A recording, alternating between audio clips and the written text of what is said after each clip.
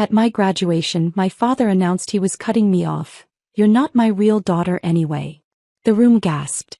I smiled, walked to the podium and said, "Since we're sharing DNA secrets." I pulled out an envelope. His wife's face turned white as I revealed, "You're not my real daughter anyway."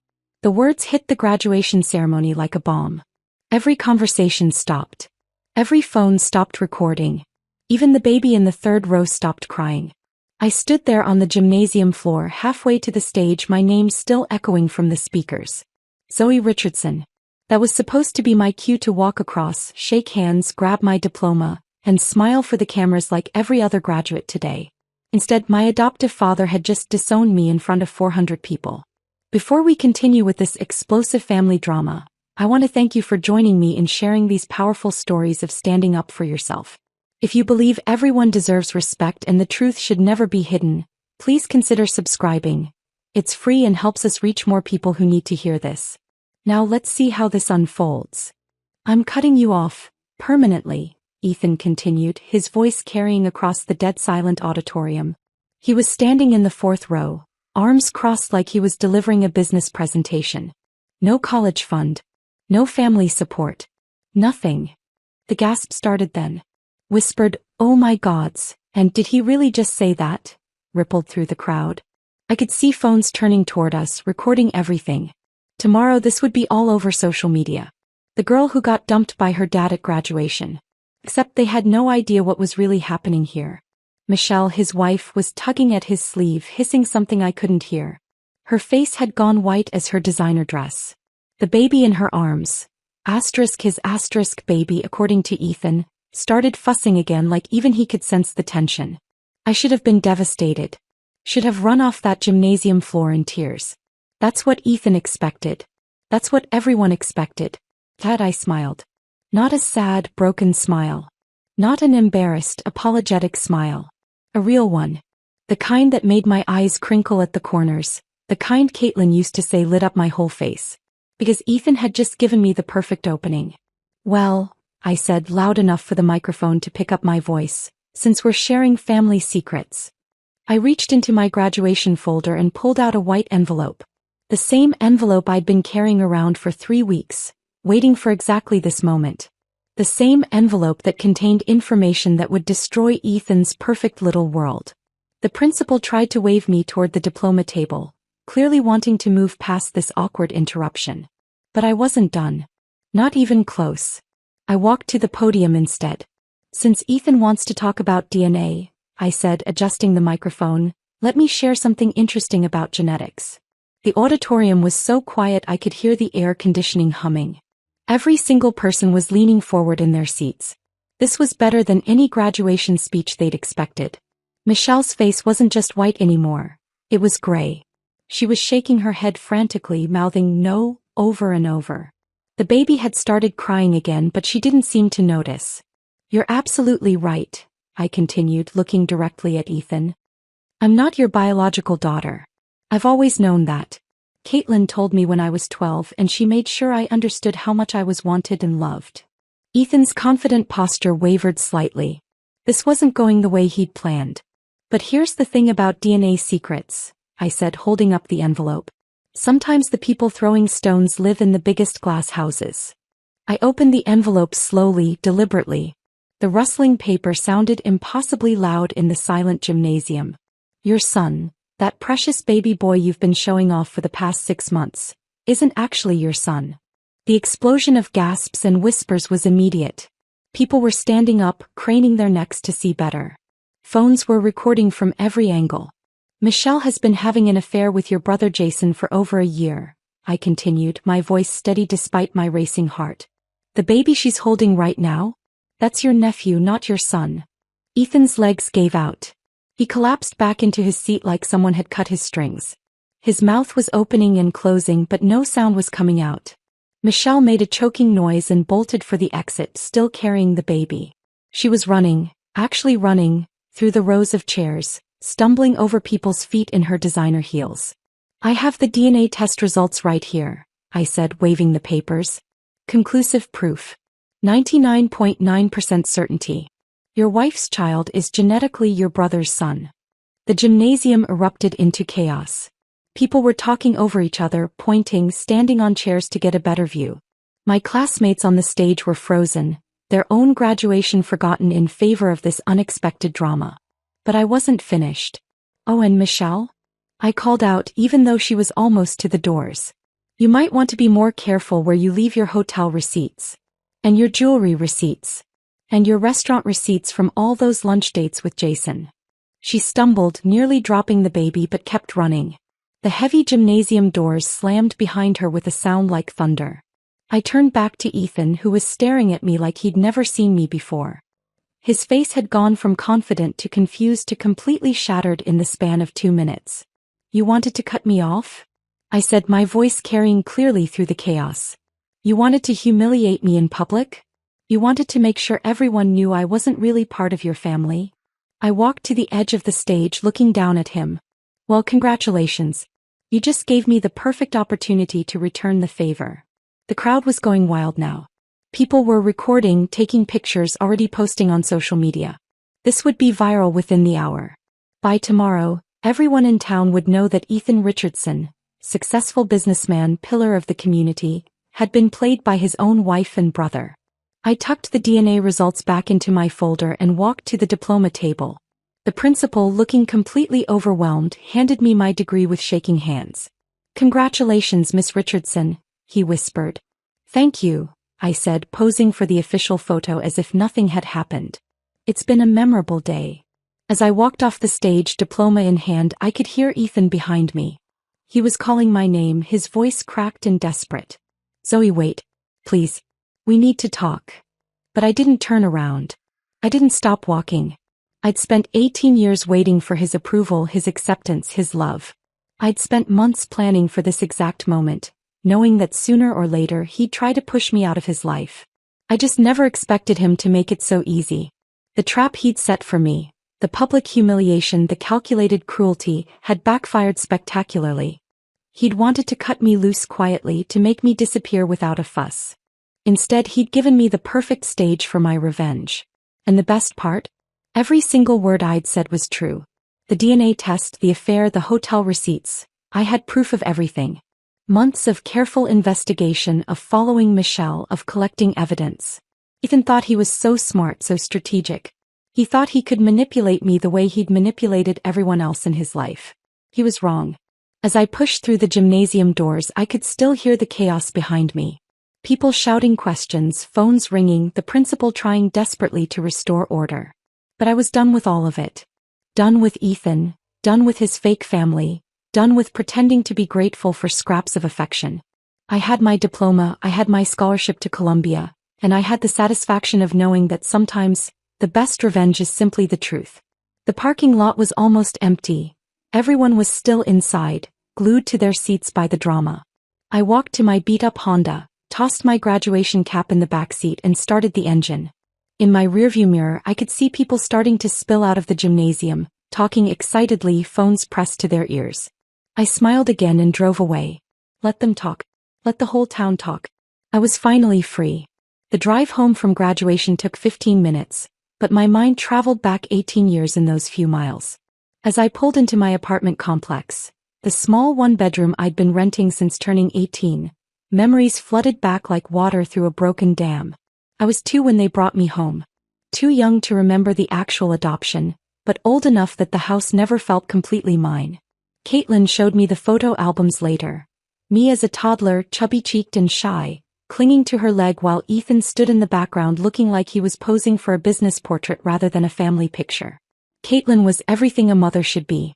She hummed while folding laundry, sang off-key in the shower, and read me bedtime stories with different voices for every character. She had this way of making ordinary moments feel magical, turning grocery shopping into treasure hunts, rainy afternoons into fort-building adventures. Our house smelled like vanilla candles and fresh flowers because she believed homes should feel like hugs. Ethan was different. Not mean exactly, but distant. Clinical. Like he was observing our family from the outside rather than participating in it. At school events, other dads would ruffle their kids' hair or swing them around. Ethan would shake hands with teachers and check his watch. When people asked about me, he'd say, "This is Zoe, with the same tone he'd used to introduce a business associate. I noticed it more as I got older.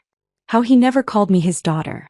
How family dinners felt like board meetings where I was expected to report on grades, activities, achievements. How our rare family vacations were always cut short by work calls that somehow couldn't wait. But Caitlin balanced it out.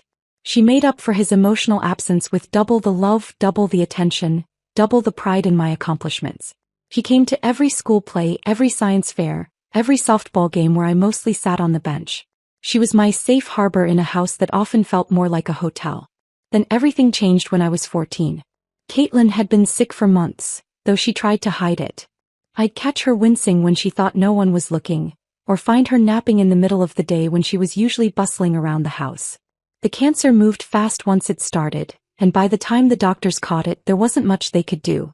I'll never forget the night she died. I was sitting beside her hospital bed, holding her hand, when she squeezed my fingers one last time and whispered, "Remember, sweetheart. You were wanted. You were chosen. Don't let anyone tell you different." Ethan cried at her funeral. Real, ugly, broken sobs that made his shoulders shake. But when I tried to comfort him, to share in our grief, he pulled away. It wasn't until later that I realized he wasn't just mourning Caitlin, he was mourning his buffer. The person who'd made our awkward family dynamic work. Without her, we were just two strangers living in the same house. The silence in our home became deafening. Dinners were eaten without conversation. Caitlin's empty chair sat between us like a chasm. I tried to fill the quiet with updates about school, friends, anything that might spark some connection. Ethan would nod and make appropriate sounds, but his eyes were always somewhere else. 6 months after the funeral, he brought Michelle home. She was nothing like Caitlin. Where my mom had been soft and nurturing, Michelle was sharp and polished. She wore heels to the grocery store and never had a hair out of place. Her laugh was too loud, her smile too perfect, her interest in me too obviously fake.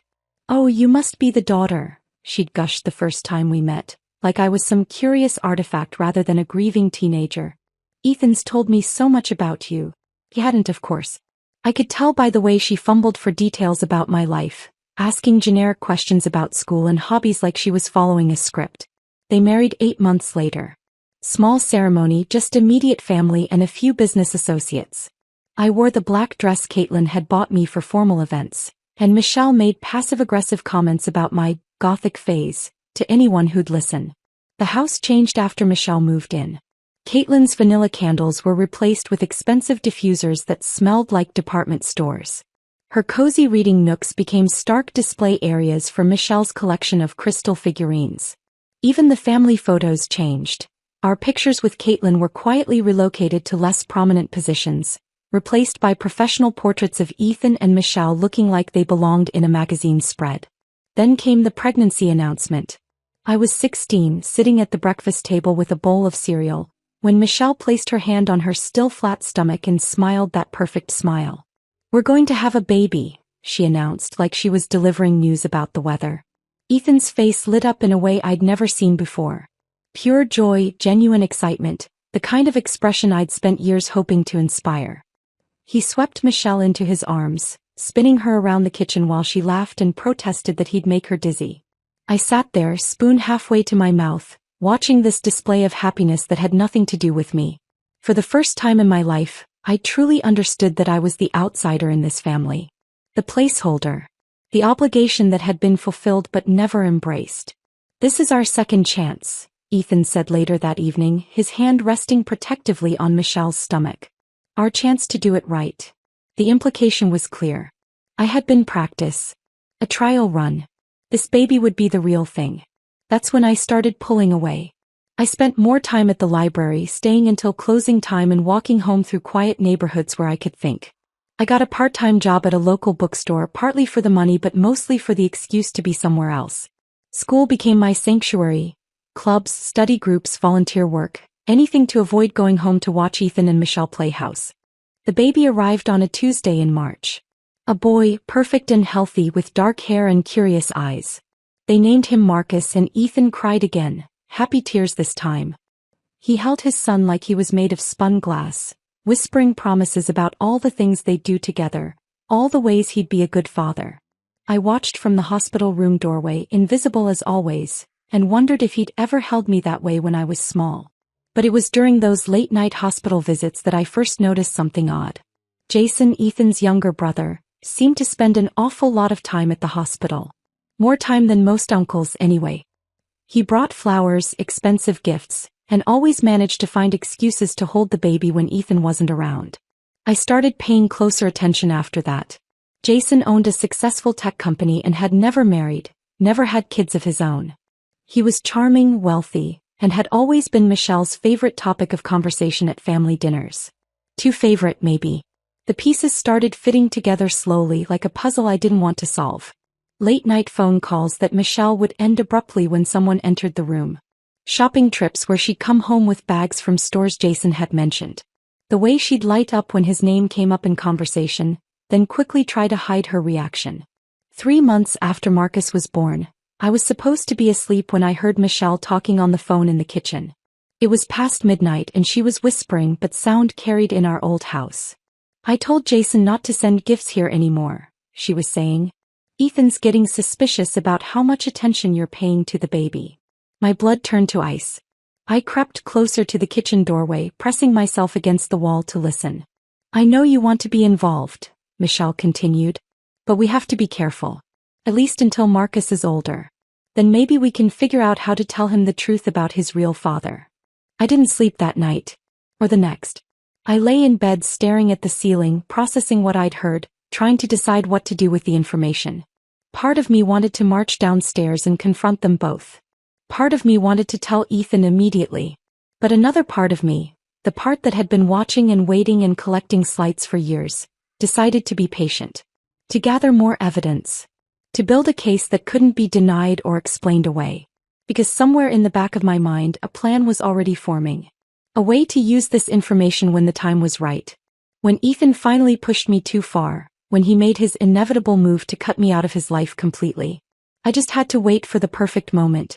As it turned out, graduation day was exactly that moment. That overheard phone call changed everything. Suddenly, I wasn't just a grieving teenager trying to navigate life with a distant stepmother. I was a detective living in my own home, watching for clues that would prove what I suspected. Michelle made it surprisingly easy. For someone having an affair, she was remarkably careless. Or maybe she just didn't think the quiet stepdaughter would notice anything. Either way, her behavior became a roadmap of deception once I knew what to look for. Take her Tuesday routine for instance. Every week, she'd announce over breakfast that she had a standing manicure appointment at the salon downtown. She'd leave at 10, dressed to perfection, and return around 2 with perfectly polished nails and shopping bags from expensive stores. But I started timing her trips and they never made sense. 20 minutes to drive downtown, maybe an hour for a manicure, 20 minutes back. That left almost 3 hours unaccounted for. So one Tuesday I decided to follow her.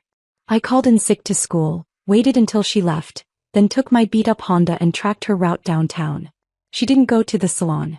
Instead, she pulled into the parking lot of the Marriott Hotel on 5th Street. I watched from across the street as she walked through the lobby like she owned the place, confident and familiar. 20 minutes later, Jason's silver BMW pulled into the same lot. My hands shook as I gripped the steering wheel. Seeing it happen was different from suspecting it. This was real. This was happening in my family, right under Ethan's nose, and I was the only one who knew. I drove home and spent the rest of the day pretending I'd been sick in bed. When Michelle returned at her usual time, nails perfectly manicured and carrying bags from 3 different boutiques, I smiled and asked how her appointment went. "Oh, wonderful as always," she gushed, showing off her coral pink polish. "And I found the most adorable outfit for Marcus at that little children's store on Main Street." Lies came so easily to her. Each one delivered with that perfect smile, those bright eyes, that tone of voice that suggested butter wouldn't melt in her mouth. But the hotel visits were just the beginning. Once I started really watching, the evidence was everywhere. Her phone, for instance. Michelle was addicted to her cell phone, constantly texting and checking social media. But whenever Ethan entered a room, she'd flip it face down or slide it into her purse with suspicious speed. Normal people don't hide innocent text messages from their husbands. One evening, she left her phone on the kitchen counter while she went upstairs to check on Marcus. I only had a few seconds, but it was enough to see Jason's name at the top of her recent messages. The preview showed just enough. Can't wait to see you tomorrow. Same place, same, before the screen locked again. Then there were the gifts. Michelle had suddenly developed expensive taste in jewelry, and Ethan, generous as he was trying to be as a new father, couldn't possibly afford everything she was wearing. The diamond earrings that appeared after her doctor's appointment. The gold bracelet she claimed was a surprise from Ethan, that I'd seen Jason give to Caitlin 3 years earlier. That bracelet was what convinced me this wasn't just an affair. It was a complete betrayal of Caitlin's memory. Jason had given it to my mother for her birthday, and she'd worn it constantly until she got too sick to care about jewelry. After the funeral, it had disappeared from her jewelry box. Now it was wrapped around Michelle's wrist like a trophy. The phone calls got bolder too. Late at night, when she thought everyone was asleep, I'd hear her whispering in the kitchen. Always hushed, always secretive, always ending abruptly if she heard footsteps. One night I crept downstairs and caught fragments through the door. Told you Ethan doesn't suspect anything. Just have to be patient until Marcus is older. No, it's hard, but we can't risk. I pressed myself against the wall, heart pounding, trying to catch every word. But Michelle was too careful, keeping her voice barely above a whisper. Still, I heard enough to know my suspicions were right. The most damning evidence came from an unexpected source. Marcus himself. Babies don't lie. They can't manipulate or pretend or put on performances. As Marcus grew from a newborn to an infant, his features became more distinct. And anyone with eyes could see he looked nothing like Ethan. Where Ethan had blue eyes and straight brown hair, Marcus had dark, almost black eyes and hair that curled at the edges. His hands were long and slender like Jason's. His smile was lopsided in exactly the same way as his uncle's. Even his laugh, a distinctive musical giggle, was pure Jason. But the real giveaway came when Marcus was about 4 months old. Michelle was bouncing him on her lap, making silly faces to make him laugh when she slipped. "Come on, little Jay," she cooed. "Smile for mommy." Not Marcus. Short for Jason. She caught herself immediately, glancing around to see if anyone had noticed. I was sitting at the kitchen table supposedly doing homework, but I'd heard every word. Our eyes met for just a second and I saw something flicker across her face. Fear maybe, or calculation. "I meant to say little guy," she said quickly, but her voice was too bright, too forced. That night I made my decision. Suspicions and overheard conversations weren't enough. If I was going to do anything with this information, I needed proof that couldn't be disputed or explained away. I needed science. Getting DNA samples was easier than I expected. Jason came for dinner the following Sunday, as he did most weekends. While he was playing with Marcus in the living room, I collected a few strands of hair from the bathroom he'd used. Ethan's hair came from his brush in the master bedroom, easy enough to grab when Michelle was busy elsewhere. Marcus's sample was the trickiest, but babies are constantly drooling and putting things in their mouths. I waited until Michelle left a pacifier on the coffee table and quietly slipped it into a plastic bag. Finding a DNA testing lab that would work with a 17-year-old was harder. Most required parental consent or legal documentation. But I found a small private lab across town that asked fewer questions when I paid in cash and explained it was for a school science project. The technician, a tired-looking woman in her 50s, barely glanced at my samples. "Standard paternity test," she confirmed. "Results in 2 to 3 weeks. You'll get a call when they're ready." Those 3 weeks were torture. Every day I watched Michelle perform her charade of perfect wife and mother. I watched Ethan beam with pride over his son. I watched Jason visit just a little too often, hold Marcus just a little too long, and look at Michelle with just a little too much intensity. And every day I wondered what I would do when the results came back. Would I tell Ethan immediately? Confront Michelle privately? Keep the information as insurance for some future crisis? The call came on a Thursday afternoon. I was at work at the bookstore when my phone rang. "Miss Richardson? This is Linda from Accuracy Labs. Your test results are ready for pickup." My hands trembled as I hung up. This was it. The moment of truth. Once I saw those results, there would be no going back, no pretending I didn't know what I knew. I drove to the lab after work, my stomach churning with nerves. Linda handed me a sealed envelope with my name on it. "Everything you need is in there," she said. "The results are pretty conclusive." I sat in my car in the lab parking lot, staring at the envelope. Part of me wanted to tear it open immediately. Part of me wanted to throw it away and pretend none of this had ever happened. Instead, I drove home and hid the envelope in my bedroom, tucked between the pages of my old copy of Jane Eyre, Caitlin's favorite book, the one she'd read to me countless times when I was small. It seemed fitting somehow, hiding evidence of one family's secrets inside a story about another orphaned girl finding her place in the world. I didn't open the envelope. Not that day, not that week, not even when graduation day arrived. Because somewhere in the back of my mind I knew I was saving it for something. Some moment when I would need it most. Some moment when Ethan would finally push me too far, and I would need the perfect weapon to push back. As it turned out, I didn't have to wait long. The envelope sat in my Jane Eyre book for 2 weeks like a loaded gun waiting to be fired. I could have opened it a dozen times, could have confronted Michelle or told Ethan privately. But some instinct told me to wait. To let Ethan make the first move. That move came on graduation morning. I was in my bedroom getting ready for the ceremony, when I heard raised voices downstairs. Michelle's sharp tone cut through the walls. "You can't be serious about this, Ethan. She's your daughter." "Adopted daughter," Ethan corrected coldly. "And it's time she learned to stand on her own feet. I've supported her long enough." I crept to the top of the stairs, listening as they argued in the kitchen. Marcus was crying in his high chair, probably sensing the tension. But cutting off her college fund? Michelle pressed. "Today? At graduation?" "The timing is perfect," Ethan replied. "Public. Final. No room for negotiation or emotional manipulation later. She needs to understand that she's not entitled to anything just because we gave her a roof over her head."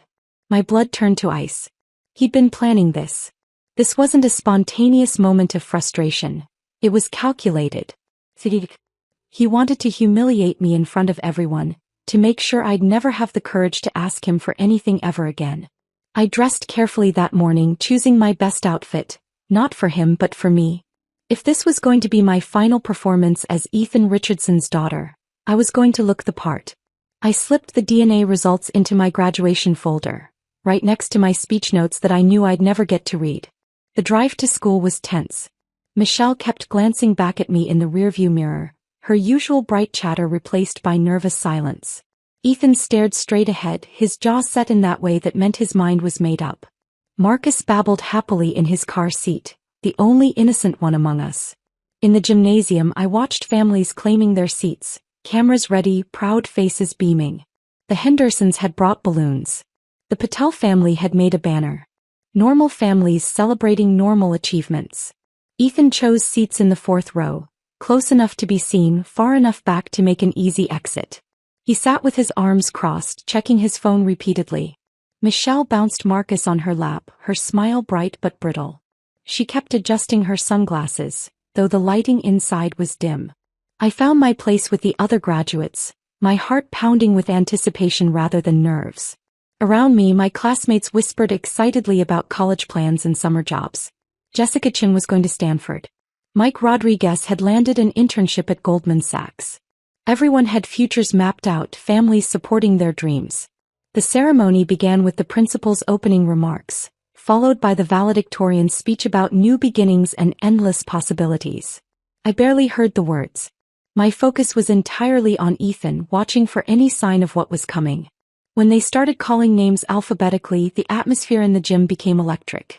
Each graduate's moment was celebrated with cheers, applause, and camera flashes.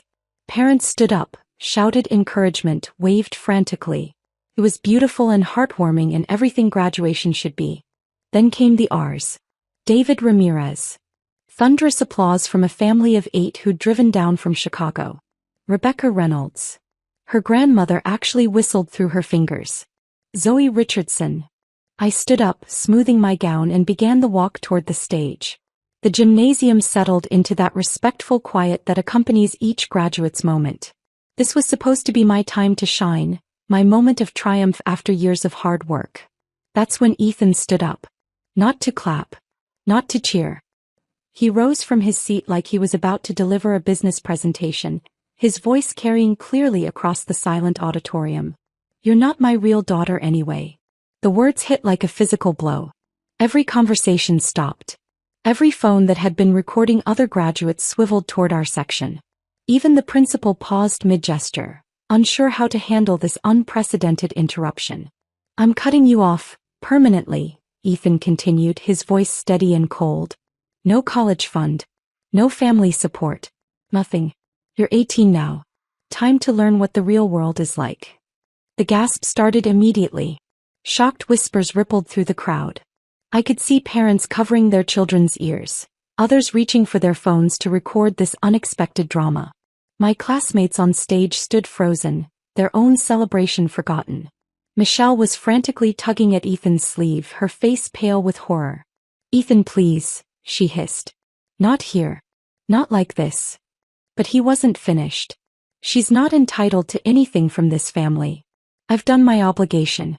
I've given her a home, an education, everything she needed to become independent. But she's not my blood and she never will be." The gymnasium had gone completely silent now. Even Marcus had stopped babbling, as if sensing the gravity of the moment. 400 people were witnessing my public disownment, and tomorrow it would be all over social media. I should have been devastated. Should have run from that gymnasium in tears. That's what Ethan expected. That's what everyone expected. Instead, I felt something I'd never experienced before, pure crystalline clarity. This was my moment. Not the moment he'd planned for me, but the moment I'd been waiting for without knowing it.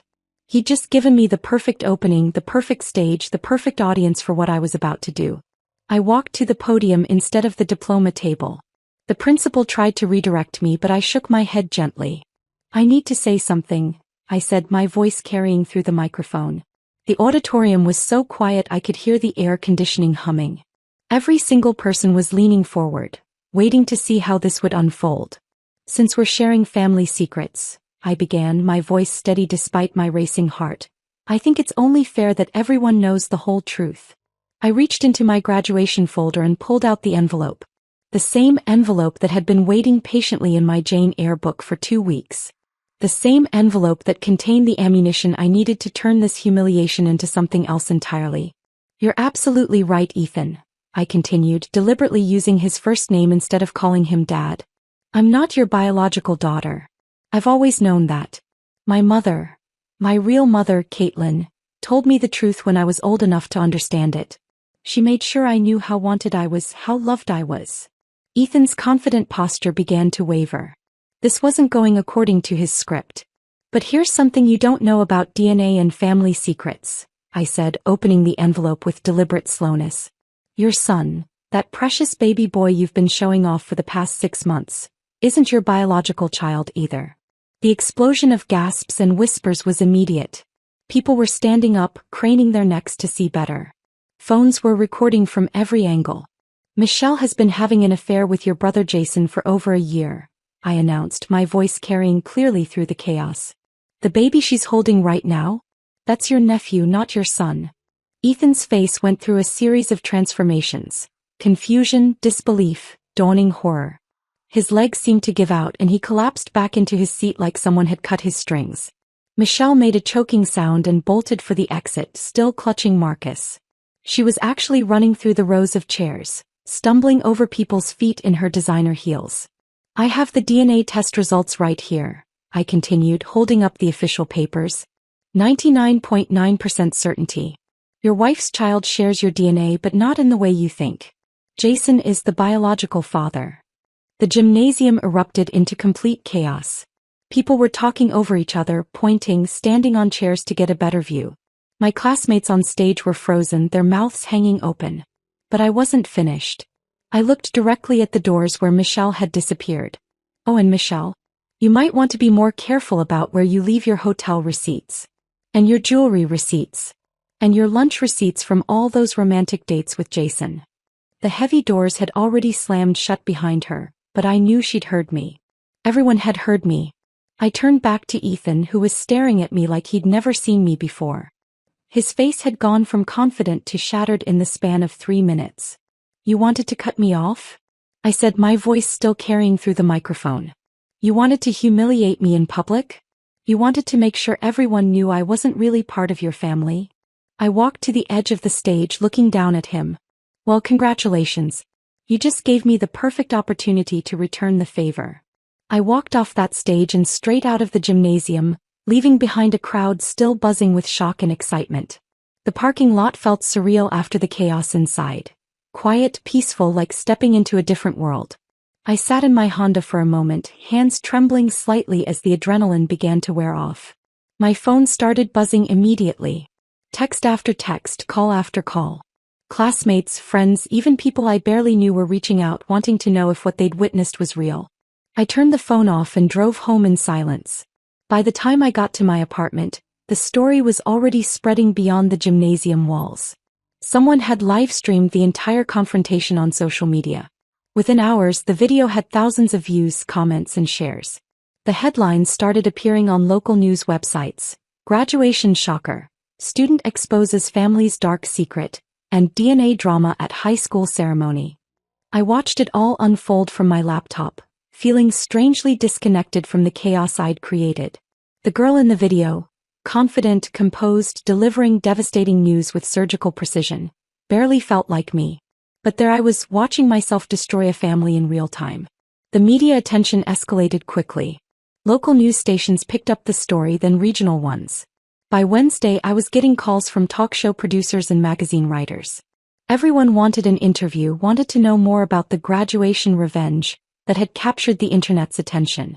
I ignored them all. What I couldn't ignore was the fallout for the people involved. Michelle had vanished completely. Neighbors reported seeing her load suitcases into her car the night after graduation, Marcus strapped into his car seat, and drive away without a word to anyone. Her social media accounts disappeared overnight. The perfect family life she'd curated so carefully was gone as if it had never existed. Jason's response was predictable: denial followed by damage control. He hired a lawyer and released a statement claiming the DNA test was fabricated, that this was all an elaborate hoax by a disturbed teenager seeking attention. But the evidence was too solid, too public. His business partners started asking uncomfortable questions. His carefully maintained reputation as a successful bachelor was crumbling. Ethan's reaction was the most dramatic. Within 48 hours of graduation, he'd filed for divorce and hired a private investigator to track down every detail of Michelle and Jason's affair. The investigator found hotel receipts going back 14 months, credit card charges for expensive dinners, even airline tickets for weekend getaways Ethan had never known about. The revelation that his marriage was a complete sham, that his brother had betrayed him, that the child he'd been so proud of wasn't his. It broke something fundamental in him. Neighbors told reporters they'd seen him pacing his backyard at 3 a.m, talking to himself. His business colleagues whispered about erratic behavior, missed meetings, decisions that made no sense. I felt no satisfaction watching his world crumble. If anything, I felt hollow. The revenge I'd planned so carefully had worked perfectly, but victory tasted like ash in my mouth. A week after graduation, I was coming home from my job at the bookstore when I found him sitting on the steps outside my apartment building. He looked like he'd aged 10 years in 7 days. His usually immaculate hair was disheveled, his expensive suit wrinkled, his eyes red-rimmed and haunted. "Zoe," he said, standing up as I approached. His voice was barely above a whisper. "Can we talk?" I almost said no. Almost walked past him into my building and locked the door behind me. But something in his posture, the way his shoulders slumped, the way his hands shook slightly, made me pause. 5 minutes, I said. We sat on a bench in the small courtyard behind my building. For a long moment, neither of us spoke. A jogger passed by, headphones in, oblivious to the drama playing out on a random Wednesday evening. "You were right to expose it," Ethan finally said. His voice cracked on the words. "I just wish I had protected you sooner. I wish I had been the father you deserved instead of the coward I was." I'd imagined this conversation 100 times, pictured myself cold and triumphant, maybe even cruel. But sitting there beside this broken man who'd raised me for 16 years, all I felt was tired. "For the first time in my life," he continued, "I see guilt in my own reflection. Not shame, not disappointment, guilt. Real honest guilt for how I treated you. For how I let Michelle treat you. For how I stood by and watched Jason manipulate all of us." He reached into his jacket and pulled out an envelope, smaller than the one I'd carried to graduation, yellowed with age. "Caitlin left this for you. I was supposed to give it to you on your 18th birthday, but I couldn't. I was too afraid of what it might say about me." My hands trembled as I took the letter. Caitlin's handwriting on the front. For my darling Zoe when she's old enough to understand. She knew, Ethan said quietly. About Michelle. About Jason. She figured it out months before she died, but she never said anything. She wanted to protect you from the ugliness of it all. I opened the letter carefully, afraid it might crumble in my hands. Caitlin's familiar handwriting filled 2 pages. Words written with the shaky hand of someone fighting a losing battle with cancer. My dearest Zoe.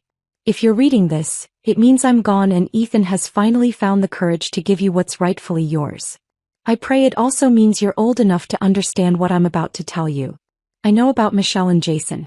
I've known for months. I see the way they look at each other, the careful way they avoid being alone together when others are watching, the guilty way they spring apart when someone enters a room unexpectedly. I could confront them. I could tell Ethan. I could destroy them the way they're destroying our family. But I won't. Because you don't need that poison in your life. You deserve better than to grow up in a house filled with accusations and betrayal and broken trust. You are my daughter in every way that matters. Biology is just science. Love is what makes a family. I chose you, Zoe. I fought for you when Ethan had doubts about adoption.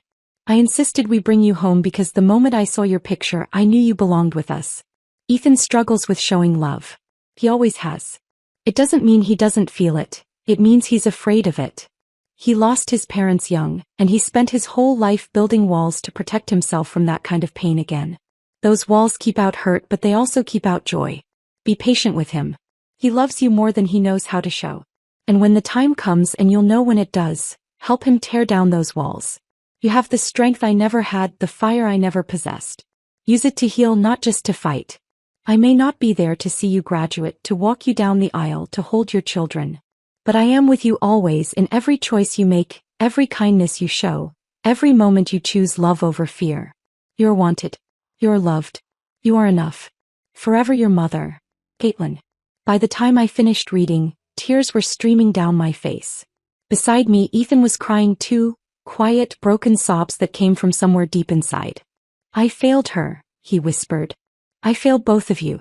She saw what I was too blind to see, and she protected you in ways I never did.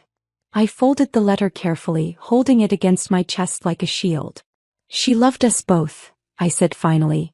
Even knowing what she knew, she loved us. I've updated my will, Ethan said after a moment. You're back in the family trust. You'll get your college fund plus interest. You'll inherit the house, the business, everything that should have been yours all along. I looked at him, really looked, and saw past the expensive clothes and polished exterior to the scared, lonely man underneath. I don't want your money, Ethan. His face crumpled. Then what do you want? How do I make this right? I want you to mean it when you apologize. I want you to actually try to be better, not just feel sorry for yourself. I stood up, Caitlin's letter still pressed against my heart. And I want you to stop calling me by my name like I'm a stranger. I want you to call me your daughter. For a moment he couldn't speak. When he finally found his voice, it was barely a whisper. Can you forgive me, daughter? The word hung between us like a bridge being built across years of silence and pain. I thought about holding on to my anger, about making him suffer the way I'd suffered. I thought about Caitlin's words about choosing love over fear. Yes, I said simply. I forgive you. Not because he deserved it. Not because it was easy. But because holding on to pain was just another way of staying trapped in the past. Letting go wasn't about him. It was about me. It was about choosing the kind of person I wanted to be. As I walked toward my apartment building, I heard him behind me, his voice broken but hopeful. Thank you, Zoe. Thank you for giving me a chance to be better. I didn't turn around, but I smiled. For the first time in years, the future felt full of possibilities instead of limitations. The lies were finally over. The truth had set us all free. The apartment felt different after that conversation with Ethan. Not bigger, not smaller. Just lighter somehow, like a weight I'd been carrying without realizing it had finally been lifted. I stood at my window that night looking out at the city lights, and for the first time in my life I felt truly free. Free to make choices based on what I wanted, not what I thought would earn someone's approval. Free to define myself by my own actions rather than someone else's acceptance or rejection. Free to be Zoe, not the adopted daughter, not the replacement child, not the obligation that had been fulfilled, just me. The decision to move out of Ethan's house came naturally after that. He'd offered to let me stay, had even suggested we could start fresh under the same roof. But I knew better. Healing required space and growth required independence. I needed to prove to myself that I could build a life entirely on my own terms. Packing my belongings took only a few hours. 18 years of life fit into 6 cardboard boxes and 2 suitcases. Most of my possessions were books. Novels Caitlin had given me, textbooks from high school, journals I'd kept during the loneliest years. The rest was just clothes and a few photos of Caitlin and me. As I was cleaning out my desk drawer, I found something I'd forgotten about. A small wooden box Caitlin had given me for my 13th birthday. Inside were keepsakes from my childhood. My first library card, a pressed flower from our garden, a note she'd written when I lost my first tooth. At the bottom of the box was something that made my breath catch. A folded piece of paper in Caitlin's handwriting. It was a list titled "Why We Chose Zoe," written in blue ink that had faded over the years. She has curious eyes, always watching, always learning. Her smile lights up the entire room. She's gentle with the neighbor's cat. She arranged her toys by color without being asked. Organized mind. She said, "Thank you," to the social worker 3 times. She reminds me of myself at that age. Quiet but strong. She needs us as much as we need her. Below the list, in different ink, she'd added, "Ethan finally held her tonight." Really held her. I think he's falling in love too. I sat on my empty bed holding that piece of paper and cried for everything we'd lost and everything we'd found. Caitlin had fought for me before I even knew what fighting meant. She'd seen potential in a shy 2-year-old and decided to build a life around nurturing it. Moving into my own place, a small but sunny studio apartment near campus, felt like stepping into my real life for the first time. I arranged my books on floating shelves, hung photos of Caitlin and me on the walls, and created a space that was entirely mine. No designer touches, no expensive furniture, no pressure to maintain someone else's idea of perfection. The morning after I moved in, I was unpacking the last box when I found Caitlin's journals. I'd rescued them from her bedroom after she died, but I'd never been able to read them. The grief had been too fresh, the loss too overwhelming. Now, sitting cross-legged on my new apartment floor, I opened the first one. March 15th, met with the adoption agency today. They showed us photos of available children. There was one little girl, 2 years old, dark hair, serious eyes. Something about her just spoke to me. Ethan thinks we should consider the infant options, but I keep coming back to her photo. She's been in 3 foster homes already. She needs stability, needs someone to choose her and mean it. March 22nd, Ethan's coming around to the idea. I think he's scared of bonding with an older child, afraid she won't accept us. I told him love isn't something you force. It's something you create, day by day, choice by choice. April 3rd, we're approved. They're arranging visits next week. I can't sleep. I keep thinking about this little person who's about to become part of our family. I bought her a stuffed elephant today, something soft to hold during the transition. Page after page chronicled their journey to me and my journey to them. Caitlin wrote about the first time I laughed in their house, the night I had a fever and let her hold me, the morning I called her Mama for the first time. June 12th, Zoe's been with us 2 months now. She's starting to trust us, starting to believe this might be permanent. Tonight she brought me her blanket when I was sad about my sister's cancer diagnosis. Such a tender heart in such a small person. September 8th, first day of preschool. Zoe was nervous but brave. She held my hand all the way to the classroom, then squared her shoulders and walked in like she owned the place. Ethan said she gets that determination from me. I hope so. Reading those journals was like discovering a treasure map to my own childhood. Every milestone, every struggle, every small victory had been documented with love and pride. I wasn't just wanted, I was celebrated. Every single day. The entries about Ethan were particularly revealing. Caitlin wrote about his slow warming to fatherhood, his awkward attempts at connection, his genuine love buried under layers of fear and insecurity. November 20th, Ethan read Zoe 3 bedtime stories tonight. She fell asleep holding his hand. When I found him later, he was crying. I didn't know I could love someone this much, he said. What if I mess this up? I told him the fact that he's worried about messing up means he won't. Those words hit me like a revelation. Ethan's distance hadn't been indifference, it had been fear. Fear of loving too much, of losing what he loved, of being inadequate as a father. Caitlin had understood him in ways I never could at the time. A week after moving into my new place, I got a call from the Family Support Center downtown. They'd seen the news coverage of my graduation speech and wanted to know if I'd be interested in volunteering with their adoption and foster care program. "We need people who understand what it's like," the program director Maria explained during our meeting. "Kids who can speak from experience about the challenges and the possibilities." I started volunteering that same week. Every Tuesday and Thursday evening I'd sit with small groups of children. Some waiting for placement, others newly adopted, all of them trying to figure out where they belonged in the world. The kids ranged in age from 6 to 17, each carrying their own complicated story. There was Emma, 8 years old, who'd been in 4 homes in 2 years and had stopped believing anyone would keep her. David, 14, who was angry at the world and determined to push away anyone who tried to get close. Sarah, 10, who was perfectly behaved because she thought being good enough would make her permanent. I didn't give speeches or lectures. Mostly I just listened. And when they were ready to hear it, I shared pieces of my own story. "Do you hate your dad?" Emma asked one evening. We were sitting in the center's art room, working on a collage project. Her little hands were covered in glue and glitter, but her eyes were serious. "No," I said, cutting out a paper star. "I used to think I did. But really I was just hurt. And anger felt easier than hurt." "But he was mean to you," she persisted. "At your graduation thing. I saw it on YouTube." I looked at this little girl who'd been rejected more times than any child should be, and I chose my words carefully. "He was scared. Sometimes adults do mean things when they're scared, just like kids do. But that doesn't make it okay, and it doesn't mean you have to keep letting them hurt you. So what do? You decide who you want to be regardless of what they do. You choose kindness even when others choose cruelty. You build your own family with people who love you for who you are." Emma smiled then. A real smile, not the careful one she usually wore. "Can I be in your family?" I felt my heart break and heal at the same time. "You already are, sweetheart. Everyone in this room is family." 3 months after graduation, Ethan showed up at the center during one of my volunteer sessions. I was surprised to see him in the lobby, looking uncertain and out of place among the children's artwork and motivational posters.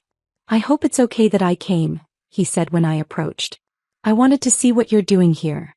I introduced him to Maria, who gave him a tour while I finished my session with the kids. When I emerged from the art room an hour later, I found him sitting quietly in the corner, watching a group of teenagers play board games. "They remind me of you," he said as we walked to the parking lot together. "Resilient. Stronger than they know." We started having dinner together after that. Nothing fancy, just quiet meals where we slowly learned how to talk to each other. He told me about his childhood, about losing his parents in a car accident when he was 16, about how that loss had shaped his fear of attachment. I told him about college plans, about my work at the center, about the person I was becoming. "I'm proud of you," he said one evening over Chinese takeout in my little apartment. "Not because of what you accomplished or what you exposed, but because of who you've chosen to be despite everything." Those words would have meant everything to me once. Now they were just nice to hear. A bonus, not a necessity.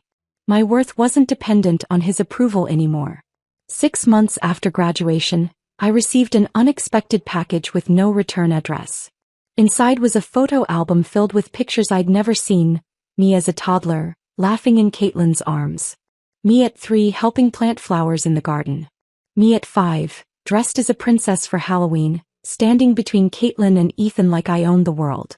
On the last page was a note in handwriting I didn't recognize. Asterisk, "Your mother kept these in her bedside table. She looked at them every night before she went to sleep. She wanted you to know how much joy you brought to her life. A friend." Asterisk. I never found out who sent that album, but I didn't need to. It was enough to know that Caitlin's love for me had been so evident that even strangers could see it. Standing in my apartment that day, surrounded by the life I'd built entirely on my own terms, I finally understood what freedom really meant. It wasn't the absence of family or obligation or connection. It was the presence of choice, the power to decide what those things meant to me. I was Zoe Richardson, daughter of Caitlin, and in his complicated way Ethan too. I was a volunteer, a college student, a survivor, a woman who'd learned that the best revenge is simply becoming impossible to ignore. The girl who'd stood on that graduation stage 6 months ago had been fighting for recognition, for acknowledgement, for her place in a family that had never quite felt like home. The woman looking back at me in the mirror was something entirely different. Someone who'd stopped asking permission to exist and started insisting on being seen exactly as she was. That transformation, I realized, was worth more than any diploma. If this story of graduation revenge had you on the edge of your seat, hit that like button right now. My favorite part was when Zoe pulled out that DNA test and watched Michelle's face turn white as she realized her secret was exposed. What was your favorite moment? Drop it in the comments below. Don't miss more thrilling stories like this. Subscribe and hit that notification bell so you never miss an upload.